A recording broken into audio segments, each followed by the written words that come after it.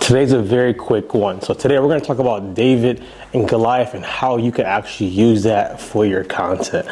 Welcome to the Unstuck Podcast. I'm your host, Drew Cost, and today we are thinking about the story that we've all heard. Whether you're a Christian, a Muslim, you've heard the story of David and Goliath. Now let me catch you up to speed to where we're actually at. David is a shepherd boy, and he has just been anointed to be king, but nobody knows it besides his brothers. He's going back to his sheep and he's feeding them. And all of a sudden in the next chapter, we hear about a character named Goliath. Goliath is a big giant. He's so big that he stands amongst all of the people. That's what the scripture says. Now, with Goliath, he's taunting at the army of Israel. Let's just say, if we were using in today's terminology, he's beefing with them. He's talking junk, he's talking smack. And the king of Israel named Saul is doing nothing about it. His troops are disheartened, they're discouraged, they're probably depressed by now because this has been going on for 40 days and he's doing nothing. His troops now, because they're disheartened and they're discouraged, they're just really watching this man taunt day after day, hour after hour. And David, he's the youngest amongst his brothers. His father tells him, go to your brothers and bring bread and cheese. I used to always make a statement that sometimes you don't know what gets you to the actual point. Just get there. Bread and cheese gets him to the battle. Now, we don't have any prior knowledge if David has ever fought before or anything like that. So we can't go off of that. He gets to the battleground and he brings his brother some bread and cheese. And of course, they already don't like him. So that's issue number one. Issue number two, he gets there, he hears Goliath saying these things. And he asks, what's going on? Like, why is he doing this? Why are you guys letting him? And they tell him, this is Goliath. But something happens that changes the whole narrative of the story. They tell David, the person who goes out and defeats Goliath, he will not only defeat Goliath and be a hero in the town, he'll also be tax-free. His family will be tax-free. Now, if you know anything about taxes, you already know that's a big deal in itself. His family will be tax-free. The second thing, which is super good, is now he'll be married into the king's family. He'll marry the king's daughter. So, tax-free, marry the king's daughter, you'll be a hero. All sounds like good things. Now, this is a big problem for the king. Why?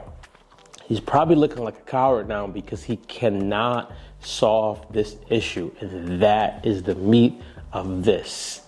You have to think about, what big issue am I solving for a business owner? When I think about David, Goliath, and Saul, the big problem wasn't him giving up his daughter. The big problem wasn't letting him live tax-free. The big problem was he was going to keep having this giant in front of him day after day.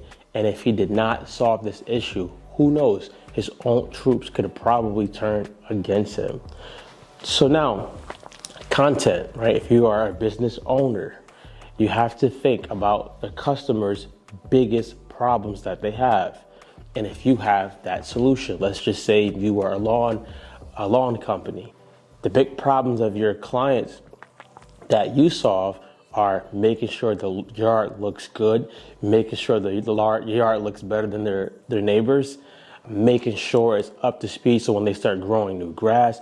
Think about the big problems that your clients know that they have. I always say, don't try to create a problem in somebody's head. Talk about the problem that's in their head. David goes and he says, you know what? I'll fight him. And Saul goes, no, you're a little boy. You don't have the experience to do this. This man is well trained and you're not. David goes, I'm going to fight in the name of the Lord, AKA I'm going to go solve this big problem for you. In return, I'm going to be tax-free. I'm going to get your daughter. I'm going to be married into the king's family. Remember, before this, he was a shepherd. The next day, he could possibly be the king's son. That's a lot of difference, right? He gets there, and we know the story. He ends up defeating Goliath with a slingshot. and a stone.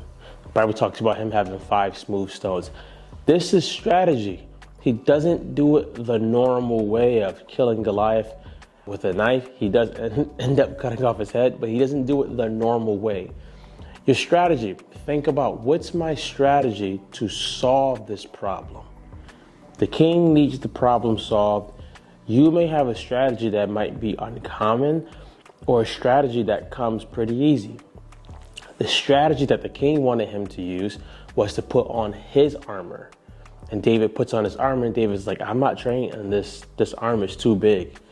We all know that Saul probably wanted to say, David only won this fight because he had my armor on, which is far from the truth. David solves this big problem in an unconventional way. The next chapter, next couple verses actually, we hear them singing, Saul has killed his thousands, David his 10,000s, David gets the wife, David's family is tax-free now. The town knows David as the hero. I want you to think, as a business owner, if you have a brand, what's the problem you're solving for the person you want to work with? If you're not solving a problem that they know they have, you're going to have a hard battle. You're going to be trying to convince them day in, day out. Instead, think about solving the problem that they already have.